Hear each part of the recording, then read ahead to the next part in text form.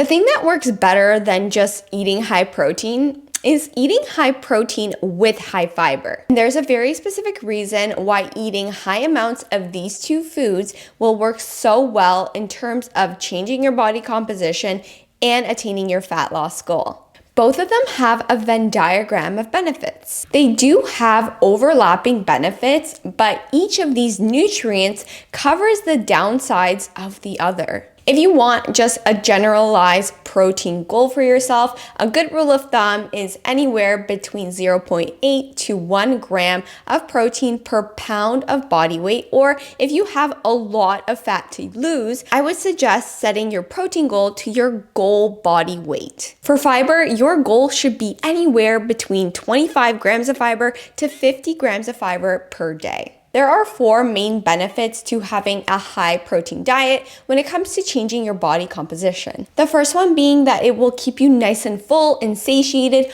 a lot longer than the other macronutrients. So it can help reduce snacking and help reduce your sugar cravings. So it makes it really easy to just bypass the donuts in the office or the Mars bar that is talking to you as you are waiting for a checkout. Protein also helps with your blood sugar regulation so that you don't get massive crashes and massive spikes in your blood sugar. It will also help you keep your muscle as you are losing fat. This means that it will help you specifically burn fat as you are losing weight. And this is fantastic for your metabolism because if you are able to maintain or even gain muscle as you are losing fat and as you are losing weight, well, your metabolism is going to be that much higher because your body needs a lot more calories to sustain the muscle on your body. And now there are 2 downsides of eating super high protein. The first one is that it doesn't really feed good gut bacteria. And your gut bacteria really thrives off of feeding off of fiber. The second main downside is just digestive comfort, especially if you have too much protein per meal. And this is also because protein does slow down digestion. Remember, it helps us keep full and satiated. And as a result, your digestion may be a little bit slower as you start to ramp up your protein intake. If you don't have a good amount of fiber paired with your high protein diet, it can lead to some constipation. However, if you double down on your protein and fiber intake, well, you can reap the benefits of having a high protein diet and a high fiber diet, and then negate some of the downsides. Now, fiber has 3 main benefits. The first one being immediate and long-term satiety as well. Protein really isn't that immediately satiating. It will give you that satiety well after your meal. And that's because it helps raise those satiety hormones that take a little bit more time to increase. Fiber works on the short-term fullness really well. It works on the stretch mechanism of your stomach. So when you gobble up your high fiber, high protein meal, it gets down to your stomach and it will literally mechanically stretch your stomach, sending a signal to your brain that you're feeling a bit full. So when you combine the protein and the fiber, it will help you feel full in the moment and hours later. Fiber can also help satiety in the long term by releasing a hormone called GLP-1. When your fiber gets digested from your stomach to your small intestine to your large intestine, the bacteria gobble up the fiber and release that GLP-1. The second benefit of fiber is, of course, the gut health benefit. Fiber is very well known for feeding our good gut bacteria. When your good gut bacteria feeds on the fiber,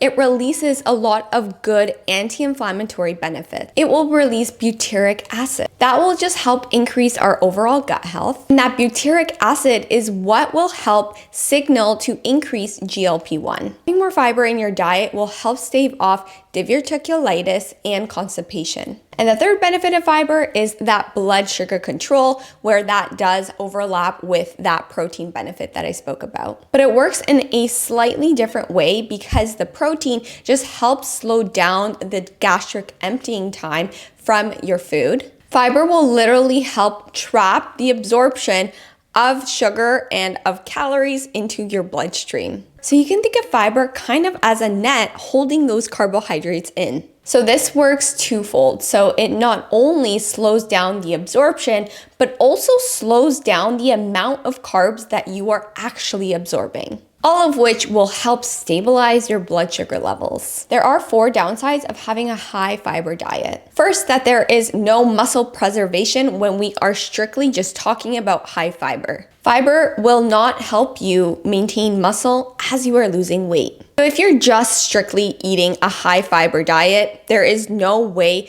for your muscle mass to be intact. The second con is that you're just not going to feel as full as pairing the high fiber diet with a high protein diet. Yes, eating a high fiber meal is immediately going to help you feel full and satiated. However, having a high protein diet will help you feel more full and satiated for a lot longer. The third con is that your gut could be moving a little too quickly. The fourth is that your body may have a more difficult time absorbing nutrients, because again, that fiber is kind of acting like a net, helping to stop absorption of your carbohydrates. So of course, everybody's intake is strictly individualized, but this general rule of thumb tends to work for most of my clients. Number 1, structure your meal around protein. 30 to 50 grams of protein is a good place to start. Step 2 is to find one source of high fiber foods. You're looking at getting in and around 13 to 15 grams of fiber per meal. So what that can look like for you is having a 3/4 cup of black beans, 3 tablespoons of chia seeds, 3/4 cups of chickpeas or lentils, or 1 artichoke heart. So if you found this video helpful, make sure to give it a big thumbs up, subscribe to my channel,